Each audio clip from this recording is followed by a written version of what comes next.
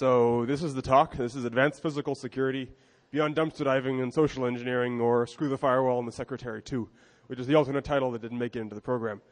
Now, this talk is predicated on the idea that what can we do if all we care about is the information at the end of the rainbow? What happens if we don't care about looking like elite actors to our friends? What happens if we don't care about breaking the law? What happens if all we want is the information and we don't care how we get it? Now, first a bit about myself. I'm a member of TOOL, which is the Open Organization of Lockpickers. You may have already guessed this by my t-shirt. If you come up to the Lockpick Village, we will happily teach you how to pick locks. It should be open at some point. I don't know if it's open right now because we're probably at this talk. I'm a student at the Massachusetts Institute of Technology, or as the Boston Herald has called it, the Massachusetts Institute of Terrorism. Now, I'm a comparative media studies major, which has nothing to do with any of all this, so I can't lay claim to any kind of academic credential. In fact, most of the time I'm one of these. You've probably already guessed by my taking pictures of the audience obsessively. This generally doesn't overlap with security, except when I do portraits like this one, or perhaps shoot one of these. And I do a whole lot of lock photography because, well, I'm a lock guy. In fact, if you want to look at lock porn, just go to ericschmiedl.com/locks. I have a whole lot of lock pictures up there for your enjoyment. Now, the reason you actually came here was not to hear me talk about myself. It was to hear about the talk. And the reason I started thinking about doing this talk is the realization that hacking is becoming more commercialized, not because people are getting hired to protect systems, but because information thieves have figured out that information often obtained through hacking is a great way to make money. Now, remember, this is about the information. It's not about the hacking, which means that as computer systems become more and more secure, of course, they're never going to become secure, otherwise DEFCON is going to be out of business, and that's never going to happen. As computer systems become more and more secure, there's greater and greater incentive to get the information by any means necessary, which means doing whatever it takes, which does not necessarily mean hacking. This means that we can take advantage of the fact that you and everybody else around you are the weakest link. Social engineering people love to drive this point home with cool demos at Hope and the social engineering talk, which I'm sure you guys all went to. But in reality, the problem with social engineering is that, well, you have to lie, and you have to lie convincingly, and not everybody's going to believe your lies. So what happens when social engineering doesn't work?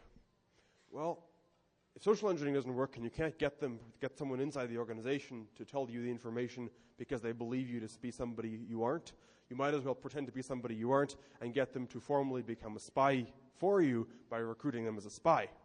Now, half of you guys are thinking, great, awesome idea, really cool. I'm going to go recruit spies in all the cool companies and get all their cool data. And the other half are thinking, well, great idea, but not a lot of people like to spy.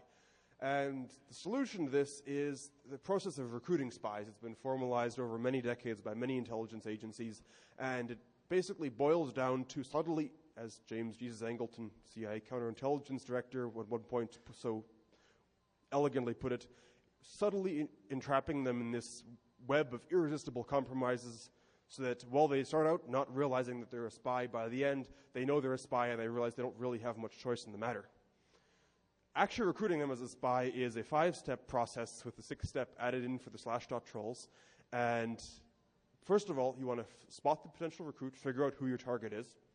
You want to do your homework, get all the background information you can on them, figure out what their habits are and such. You want to get access to them in a way that you can actually go up and talk to them and they won't think you're some weirdo. You want to develop them as a recruit, get them more and more into the game, and then finally recruit them as a spy. Now, what you're looking for in many cases, in all cases in fact, is either somebody who has access to the information that you want, or someone who can get you access to the people who have themselves access to the information that you want. These are called access agents.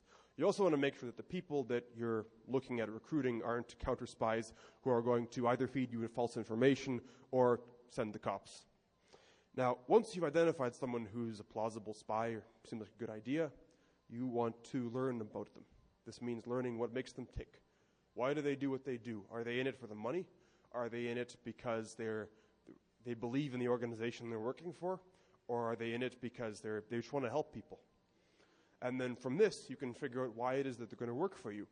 Now, why should someone work as a spy for some random sketchy person that's asking them to pass on information they really shouldn't be passing on?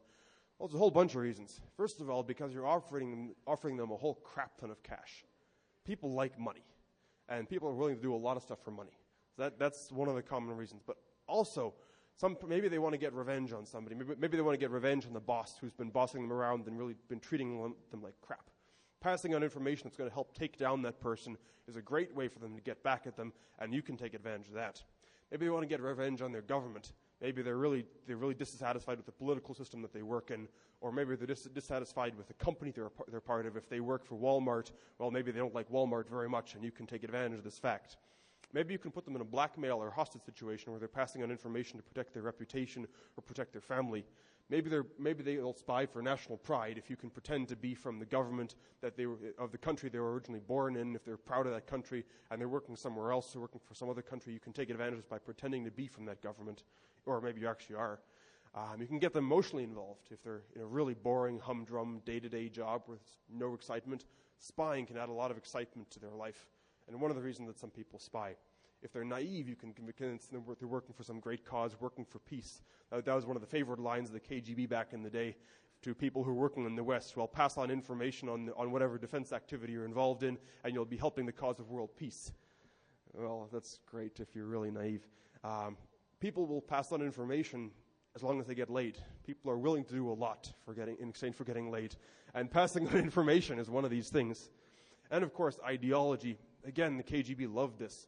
Back in the 1930s in Cambridge, some of you guys are perhaps aware, they talked to a couple of very clever Cambridge students in England and persuaded them, these were pretty serious communists, that they should renounce communism publicly and get jobs in the British government, passing on information into the Russians. One of these guys was H.A.R. Kim Philby, John Cairncross. Some of these other people caused an enormous amount of damage because they were incredibly effective and they were just working because they believed that communism really was the answer.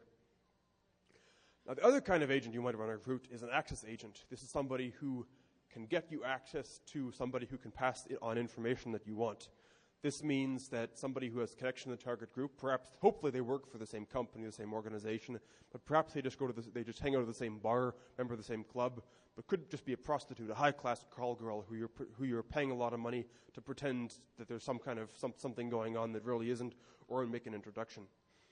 The job of this access agent is to figure out for you who has access to the information you want. This oftentimes isn't public information. The job of an access agent could be to make an introduction. Perhaps you want to be pretending to be from some government and you want them to introduce you as if you're from that government, as if you're actually a secret agent when you're really some random hacker. Or it could just be to have sex. Because let's face it, people trust people they have sex with.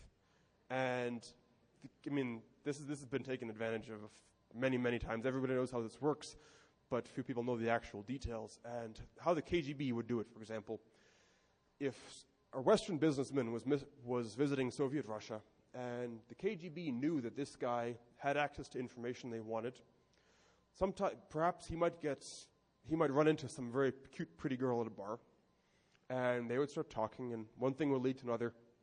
They would go back to her room, her apartment, or some hotel room, and they would have sex, maybe a couple of times, and then the Western businessman would go back home. And a few weeks later, he'd get a distraught letter from this girl being like, "Oh my God, I'm pregnant.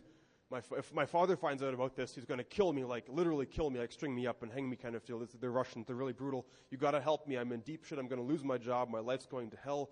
You're responsible for this. You got to help me." And by the way, my friend, normally like abortions are totally legal in Soviet Russia, but I've got this friend, he's with the KGB, he's got connections, he can get me an abortion, but he needs a reason to do this, so can you please just give him something a little bit so he can go to his boss and get them to give me an abortion? Well, sometimes this was a nice, upstanding, honest businessman who would happily give a little bit of information to rescue his one-time Soviet girlfriend. If he wasn't, well, that hotel room, that apartment happened to be set up by the KGB with video cameras and microphones to make some very, very nice home movies that the KGB would then hold over the businessman and threaten to expose to his wife, which could be very persuasive. Unfortunately, this only really worked one time, maybe twice. And the East Germans were a bit more clever than the KGB, and they realized that a long-term emotional relationship with the target could get a whole lot more useful intelligence than a quick encounter. So they invented the concept of the Romeo spy. This was a smooth-talking guy, usually, whose job it was to make contact with some secretary who had access to top-level, high-security information, generally in the West German government, and get into a relationship with her, get her to bed, because let's face it, this was Germany after the Second World War. There weren't a lot of guys around. A lot of these secretaries were very lonely, and so some nice-looking guy who seemed pretty cool, well, they started dating them, and in many cases they got married. And so for decades and decades and decades, these secretaries would either be passing on a bit of information to their husband that they thought was totally innocuous because, well, it's their boyfriend or their husband, or perhaps even the romantic interest was able to recruit them formally to spy for the Soviet Union. Of course, we don't have this luxury. Most people don't. So how generally recruitment works in the world of espionage, if you're not talking about sex, is two ways. There is the nice way, and there's the mean way. The nice way is you get to know them, establish some kind of friendship, and over the course of the friendship, you ask for some kind of innocent or innocuous favor that you then reward generously, generally with lots and lots of cash. And this happens over and over again until the target gets so used to getting your cash for doing little favors, getting you little bits of information that they can do, telling you when there's going to be some big news happening so you can buy or sell stock or whatever, that they come to depend on this money that you're giving them. And the more they come to depend on this money that you're giving them, the more you can ask for, until finally you ask them for something that's over the line. Not a lot over the line, just a little bit over the line, like the internal company phone book, something that would give you information that you really shouldn't have. And you pay them a crap ton of money for this on some kind of pretense. For perhaps you're asking them for some plans which will allow you to thwart a terrorist attack, quote unquote. And of course that's logical, and they want to help their government thwart a terrorist attack, right? So they think, well, I should, okay. And there's good money in it, so they do it. At this point, you've got them hooked, and you can recruit them. The mean way of doing this, on the other hand, this is what happens a lot in foreign countries when someone goes to visit these days, make their life hell. Get them arrested, get them in some kind of really deep shit that they have to get their way out of somehow, and there's no obvious way of doing it. Maybe they got involved with some convenient woman who now turns out to be an enemy agent, and now they're at risk of losing their clearance or whatever. And so you approach them and you offer to fix their life. Perhaps get them out of jail by by having the connections. But all they got to do is pass on a little bit of information so you can satisfy your superiors. Once that happens, you can wash, rinse, repeat the steps I told you about earlier, get them to pass on more and more information until finally you can make the pitch. Recruit them formally as a spy for your organization or for some plausible organization that doesn't actually exist. And when approached like this, of course, a lot of people, they refuse. People don't really want to be spies in many cases. And so it might be necessary to have a folder there with lots of incriminating photos of all the stuff they've been doing for you that could get them in really deep shit if they don't play along and don't keep doing what you want. How does this work in practice? Well, there's a whole lot of tools that I told you about, and things don't always get used. Sometimes other things get used. It's a question of adapting to the particular situation. Like the KPMG, Gaia Enright Diligence Incorporated thing that happened a while ago. A private investigation firm called Diligence Incorporated. Okay, this piece is retarded. If anybody has any idea how to get Little Snitch from throwing up warning dialogues about NMBD trying to connect out, I'd love to hear it. Anyway, so this private investigation firm, Diligence Incorporated, was hired to get some dirt on this other company, the IPOC International Growth Fund. And Diligence did some digging and figured out that IPOC, the target company, was being audited by this huge international accounting firm, KPMG. So they figured, well, the best way to get some dirt on IPOC, which has really good security, is to get a spy inside KPMG, which doesn't have such good security. So they sent down two ladies from their New York office to Bermuda, which is where the audit was taking place. And these two young ladies pretended to be from a very high-powered, high-end, well-known New York law firm called White & Case. And they contacted KPMG's Bermuda offices saying, hey, we're planning this legal conference. Can we get a list of your employees in the area who we should contact for this legal conference? And KPMG did their digging and figured out that this law firm was legit, and they sent along a list of employees for Diligence to use, White & Case to use, in the course of planning their legal conference, which was actually figuring out who they wanted to spy for them. They looked at this list, ran through the usual databases, which tell them anything and everything. It's amazing what you can get these days. And figured out that, well, there was nobody in KPMG's Bermuda office who had access to the information on IPOC who would actually be an ideal match for their profile of like an ideal spy, presumably some guy in his mid-20s who liked risk and liked to gamble and liked women in sports and probably needed some money. There was this one guy, a British-born accountant named Guy Enright. And so a couple days later, Guy Enright gets a call from a guy claiming to be Nick Hamilton. Nick Hamilton speaks in a clipped, very high-end, high-class British accent, and he says he needs to meet Guy Enright for a matter of the utmost importance. That's all he says. A couple of days later, they meet for lunch, and Nick Hamilton, who, by the way, is actually Nick Day, the co-founder of Diligence Incorporated and a former British agent for real, but not a current British agent at all, says that he wants to recruit Guy Enright for a matter concerning British national security. But he can't say any more. He first needs to do some background investigation work on Enright. So he hands Guy this official-looking form, asks for all his personal information, political affiliations, credit history, you name it, criminal history, and gets Guy to fill out the form, goes away, and a couple of days later meets Guy Enright in a bar. They sit down, have a couple of beers. Nick Hamilton tells a couple of war stories from back when he was part of the British equivalent of the Navy SEALs, which may or may not have been the case. And after an hour or two, gets down to business, says, well, Guy Enright's been inspected, detected, infected, and finally selected for the mission, passed all the clearance checks. And what does Guy Enright know about the KPMG audit of IPOC? Simple question. And pretty soon, Guy Enright has agreed to start passing over information to his mother country, at least what he thinks is his mother country, about this audit. And so to maintain operational security, Nick Hamilton says, well, I've set up this thing, it's called a dead drop, so you don't ever have to meet me again. All you do is put the documents in this watertight container under this rock in a field. This field happens to be on the path to your daily commute every day. And I'll pick them up and leave some money or leave something for you there. And we'll keep this up.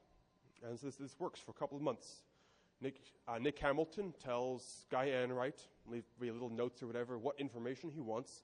Guy Enright copies the documents or brings documents, leaves them in the watertight box, and Nick Hamilton picks them up. Some other point. This would have worked great, and it would never have been discovered except for one minor problem.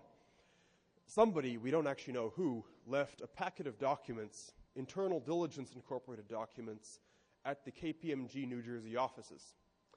These documents contained all the details on this little thing they called Project Yucca, which was the whole IPOC spy thing. And KPMG wasn't so happy about it. In fact, they filed suit, and these documents became public, and we learned a couple of things, as well as what was going on. We also know that, for example, Diligence wasn't very trusting of Guy Enright. They wanted to make sure he wasn't a KPMG counter-spy, so they followed him to and from every meeting. And to make sure that Nick Hamilton wasn't being followed, every time he went to and from a meeting, he would walk this predefined path through Bermuda, where he would walk past several choke points, where Diligence operatives could make sure there was nobody following him. We also know that while Diligence was being paid $25,000 a month for this operation, which was very effective, all Guy Enright got, in addition to being publicly humiliated, was a Rolex watch. Now, if you're not Diligence Incorporated, perhaps you don't want to recruit, and maybe you don't want to recruit a spy inside the organization. Perhaps you just want to send one of your own guys into the organization. This is a really popular tactic for use that corporations use and the government uses to infiltrate political protest groups. They send in some guy who's got long hair, who starts volunteering and helping out and starts passing out information on where the next protest is going to be. A very successful example of this is Mary Lou McVate. This is a story that broke pretty recently about this woman who infiltrated the entire anti-gun movement and was actually an agent for the NRA. If you Google her, you can find out lots of cool information. On the other hand, how you shouldn't do it is what this other private investigation firm called C2I International did, and send a guy into this British anti-aviation group called Plain Stupid. Said his name was Ken Tobias. Said he really didn't like aviation. He just came in from China, and man, Heathrow Airport was really annoying, so he wanted to do anything he could to hurt them. He was a really enthusiastic guy. Really wanted to get more, make the group more radical. Really wanted to get everybody to, take more risks and live life to the fullest and all that. But they got a little suspicious because not only was he really enthusiastic, but he was really clean cut. Looked kind of like you'd exactly expect an undercover cop to look. And well, he showed up for meetings 10 minutes early, and if that isn't a warning sign, I don't know what is. So they did some digging, and they figured out that even though he claimed to live in London, he wasn't on the London electoral register. And well, he claimed to have played rugby. He wasn't on the record as the rugby team he said he played for. So they fed him some fake information, figured out whether this guy was actually a spy. And pretty soon, the exact tactics that they'd said they were going to use in this protest against airports were distributed to all the British airport security checkpoints as things to watch out for. And then, of course, the Manchester Evening Standard published all the details of the meetings that he'd attended. So they figured they had a rat. So they sat him down in a Japanese restaurant and asked him, or at least could he verify his identity. So he said, well, I just lost my wallet, and my ID was in there too, and my passport's at my mom's, and she lives a long way off, but you're persecuting me because of my background. And he got really whiny and emo, and so they kicked him out. And they still realized, despite all this, they knew he was a spy, but they didn't know who he worked for. So they did some investigation.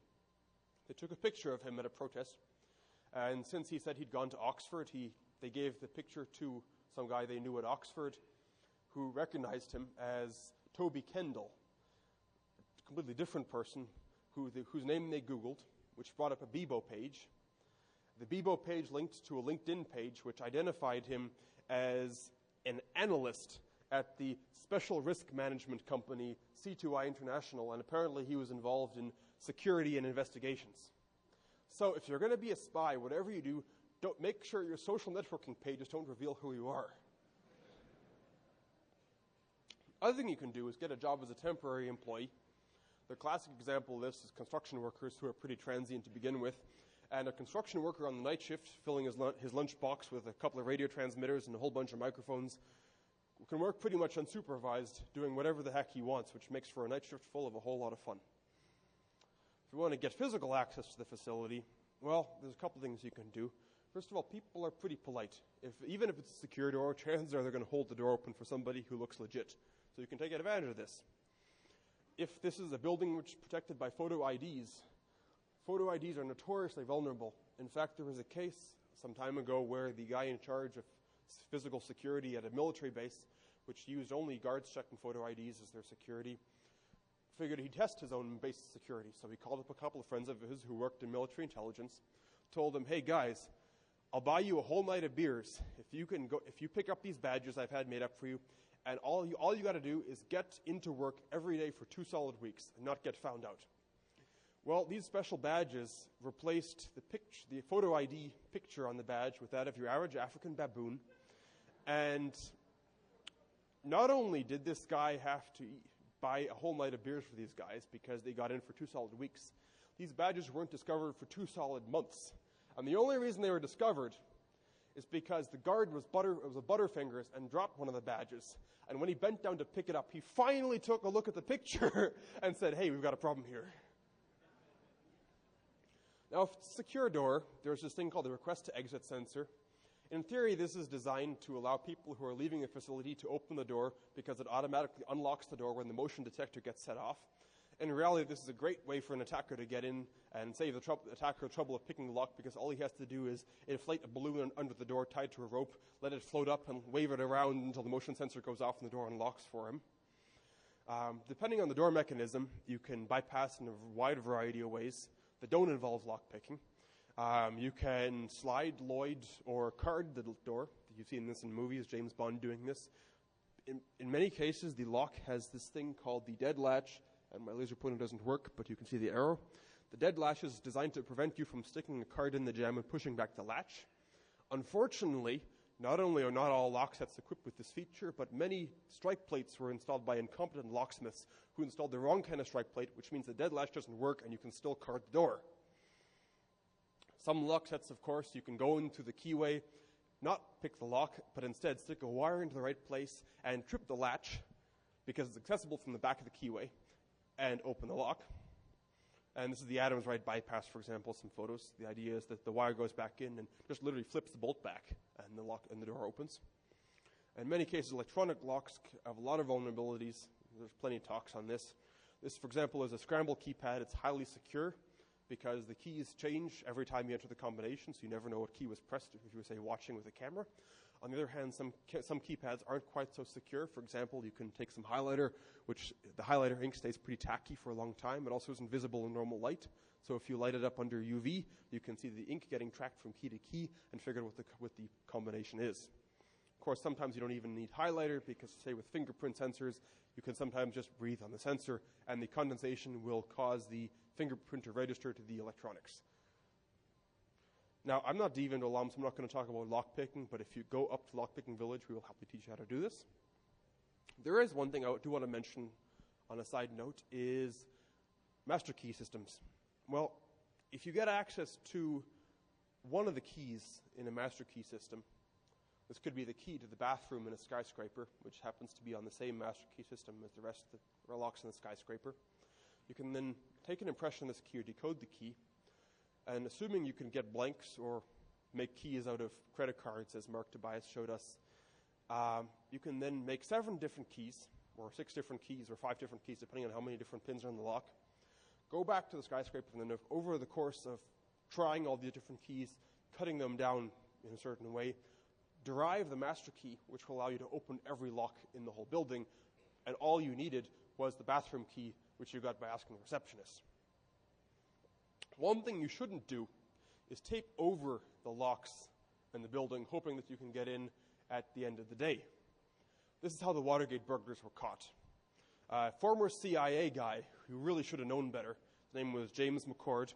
He put duct tape on the stairwell locks leading out of the Watergate building, the idea being that everybody could come back in, the whole bugging team could come back in at the end of the day and bug the offices without having to pick the locks, which were apparently somewhat of a bitch.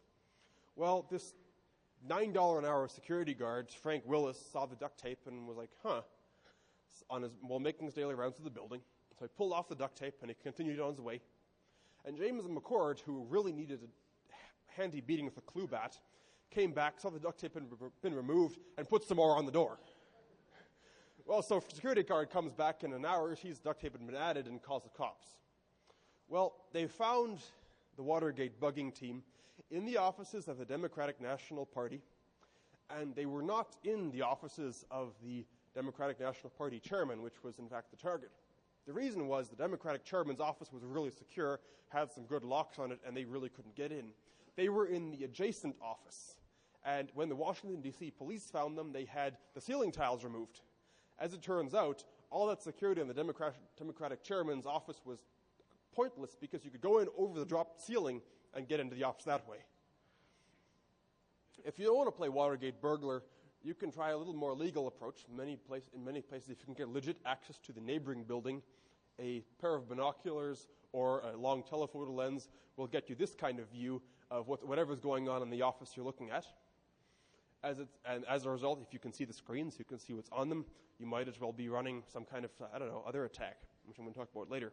This is incidentally a photo as a result of some preparations some friends of mine did.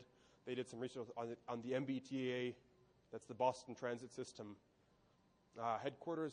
This is a photo through the window of the MBTA operations building, which is terribly secure.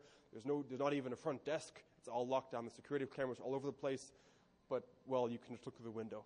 But nobody ever expects anyone to look through a skyscraper window, right? If you can get a cell phone into the building, because this is the kind of society where now all of a sudden everybody's carrying their own bugging devices. There's 2 websites for about €100 a piece. They will sell you pre-manufactured, pre-coded, pre-compiled software, which will turn most cell phones into bugging devices that will dial out and let you listen in on whatever's happening in the room in which the cell phone is left. The classic application of this is the businessman who is in the middle of some difficult contract negotiations. He's sitting in the conference room, and he's got his cell phone out on the table, his briefcase out on the table. He's like, hey, guys, let's take a break. I got to go use the bathroom. He go use the bathroom, and I don't know, maybe he has some diarrhea or something because he's gone for about 15, 20 minutes. And at the same time, his cell phone is in fact recording whatever his negotiating adversaries are talking about in the room while he's listening in or hearing from a compatriot who's summarizing everything he needs to know to go in and have a much greater advantage in the negotiating table. Of course, some cell phones aren't so easy to get access to, like Karl Rove's iPhone. As it so turns out, though, the iPhone has a number of remote vulnerabilities. If you Google Rick Farrow iPhone, you can figure out how to remotely root an iPhone. And as Rick Farrow demonstrates, you can easily upload some software which will cause the iPhone to send you an audio recording of whatever's going on around the iPhone. I would sure love to hear what's going around Karl Rove's iPhone if anybody can get me that. Of course, the problem with all this is it's really illegal. Wiretapping laws and audio interception laws have been around for a while, and this is the kind of stuff which, as Office Space put it, is not going to send you to white-collar resort prison. It's going to send you to federal pound-me-in-the-ass prison. For example, in the U.S., it's illegal to possess, manufacture, distribute devices which are primarily useful for the surreptitious interception of wire, oral, or electronic communications. Got to wonder if that with that little keyboard keyloggers that I bought off eBay, if that's illegal. Of course, this could extend to something as innocuous as your average intercom. Radio Shack sells these intercoms, which are designed for communicating from room to room or listening in on like what's happening, like with a baby monitor type thing. You plug them into the wall, and you plug everyone into the wall, and somehow some magic happens, and over the power line the audio goes and gets extracted, and you can listen to it. Well, anybody using an HF band ham radio can hear that too.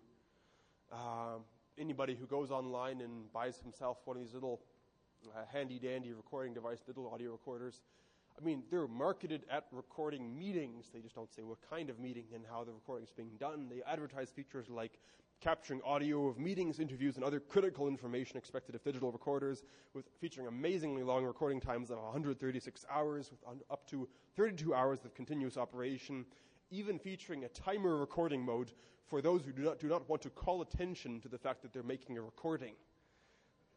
Sounds really useful to me.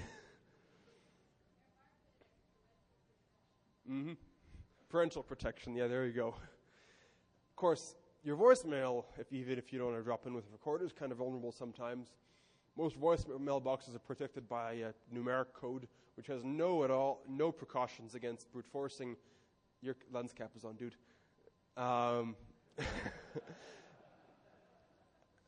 Yeah, I'm a photographer.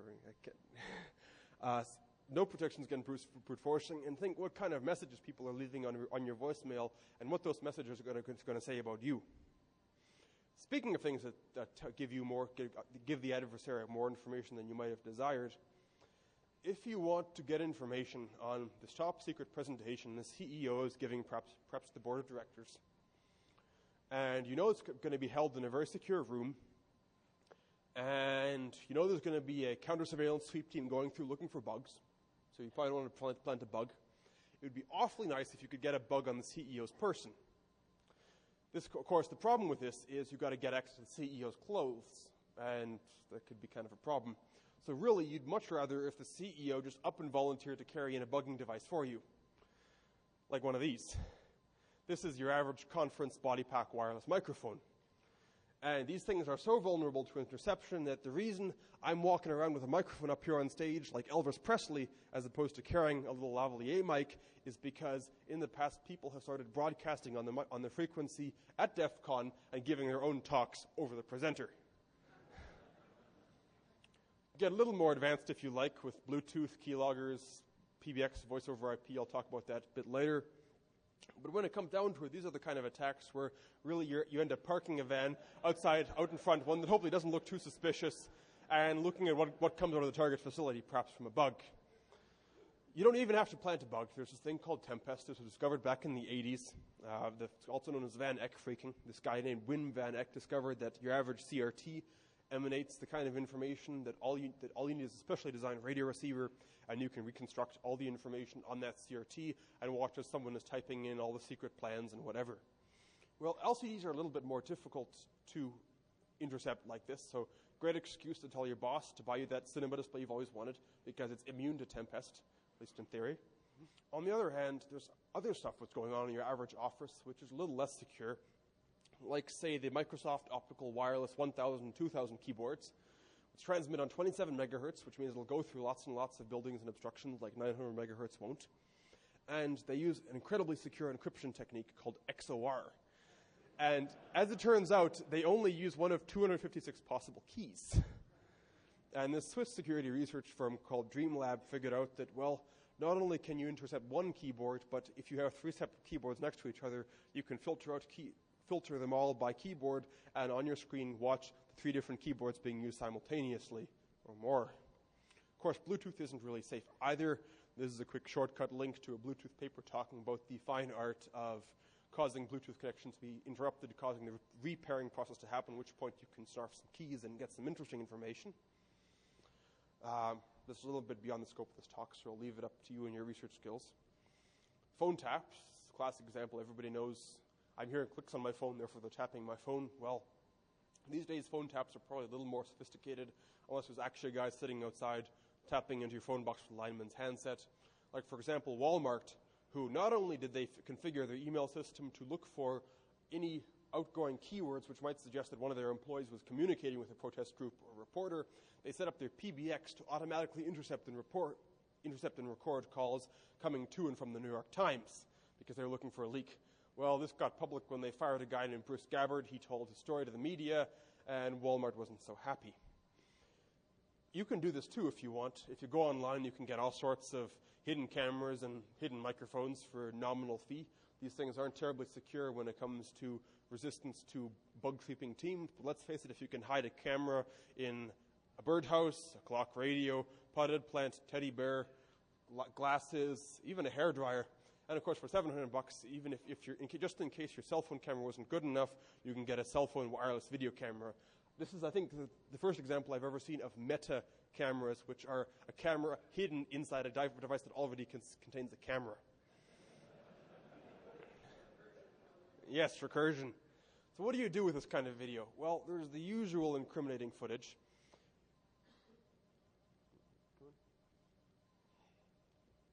There we go.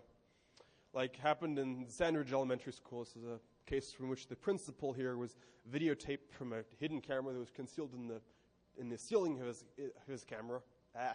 Getting tongue-tied. This is the principal that was videotaped by a hidden camera concealed in the heating duct above his office. It got some very interesting home movies that were held onto by this unknown party for a couple of months and then emailed out in DVD form to a couple of parents 5 days before the school board elections. This wreaked a lot of havoc, and the cops were called in, and they figured out that because there was no audio on the DVDs, they didn't fall under eavesdropping law, and so they couldn't actually open an investigation into who did this. But that's not all you can do with wireless video cameras. So I'll let you see one of the cooler applications of this from the experts. This is one of the TV shows I would actually watch if it ever got back on the air, called Tiger Team. On the way out, I planted a small wireless camera next to the alarm keypad so that we could watch it remotely from the hotel. And this is the alarm keypad, which controls the alarm system to a very high-end auto dealership. And this is what happened. You get to watch the thing, and for bonus points, can anybody guess where the camera was hidden? One more reason not to have lots of bling around your office. I mean, let's face it, you can hide a transmitter pretty much anywhere. There's a case a while ago involving Air France and the Concorde. This was back when the Concorde was still running. The French government's intelligence arm bugged the first-class seats in the Concorde, every single one of them, so they could listen to the conversations between businessmen who were flying to France to negotiate deals with French companies, and from this information, get something which would give an advantage to the French companies. Of course, you can hide a bug outside the room with lasers. Thanks to modern technology, you can bounce a laser off the window, take the reflected beam, read it with a $3 Radio Shack photocell, plug it into an audio amplifier, and listen to whatever was going on inside the room. been around for a long time. The spooks have been using it for ages. It was recently featured on hackaday.com. But NASA figured out that what if you use terahertz radio waves instead of a laser, you can listen to vibrations that are caused in metal objects in the room, like the laptop I'm talking to, in that it's in front of me, because the vibrations of the metal objects cause the beam to get modulated, and using a whole lot of DSP, you can listen to the vibrations in the metal object inside of the room, which means that the old trick of attaching a speaker to the window to defeat the laser bounce window listener no longer works. This, for your information, is patent number 20050220310. If you look it up online, you can make your very own. Of course, once you've got this bug inside the room, what do? As it turns out, you can reconstruct anything that's typed on a computer keyboard from a microphone in the room. This research, which was done by some researchers at UC Berkeley using a cheap $10 PC microphone, they figured out that not only can you read what the user is typing on their keyboard from the sound of the keys tapping, you don't even have to know what the heck it is they're typing in the first place, because you can use statistical analysis techniques developed originally for cryptography to determine, assuming you know they're typing English text, that a certain frequency of keys will happen in a certain way, and map the sound to key, and then get 90% of English text. 90% accuracy with English text. And once you have the system trained, you can then recognize, given 20 guesses, 90% of all 5-character passwords, 77% of all 8-character passwords, and 70% of 10-character passwords. Kind of a problem, especially when you can hijack a computer with a Trojan, start recording the microphone input on the computer, and then listen to all the keystrokes that are happening in the room. For example, the government is a big fan of the idea of segregating networks. This means you have a computer connected to the regular network for people to do their IMing and MySpace stuff on. You have another computer connected to the top secret network, and the two are never connected. The idea being that anybody who accesses into the unsecured computer can't access the secure computer. Well, if the unsecured computer has a microphone on it, you can hear what anybody's typing into the secure computer in the same room, which is kind of a problem.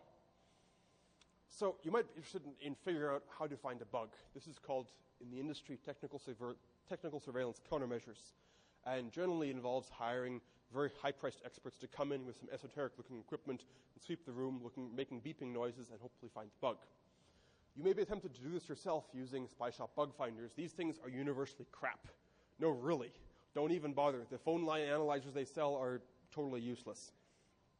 If you actually want to do this, you might start with this thing called a spectrum analyzer.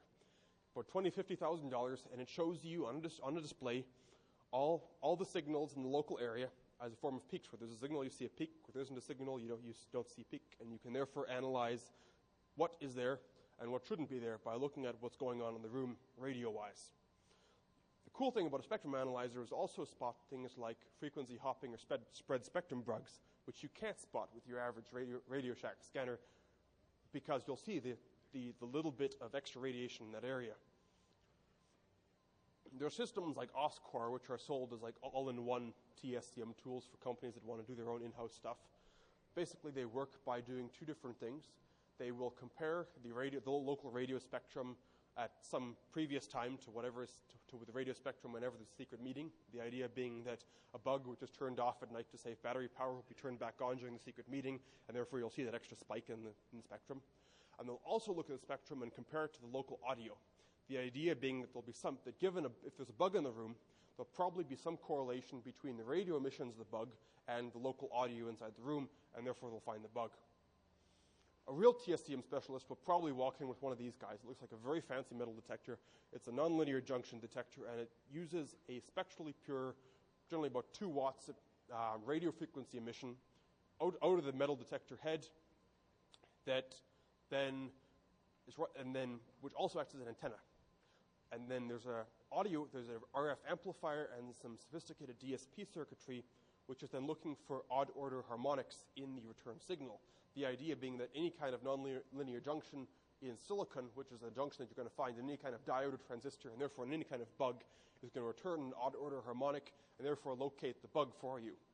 This is great when you're looking at a wall and you find this kind of junction in the middle of a wall that really shouldn't have any kind of junction in it, and you notice are digging. It isn't so great, of course, when you're dealing with something that already has electronics around you, like, say, your average server room. So you need someone other technologies to go after that. So it's one tool in the toolkit. The other problem with these nonlinear junction detectors is that they will detect rust on screws, for example, which form their own nonlinear junctions. They'll detect the springs in a car. They'll detect any bit of metal in furniture because of corrosion. So false positives are kind of a big problem. Voice over just about anything. This is what I was talking about earlier with the Radio Shack intercoms. A lot of bugs are designed to run in place forever.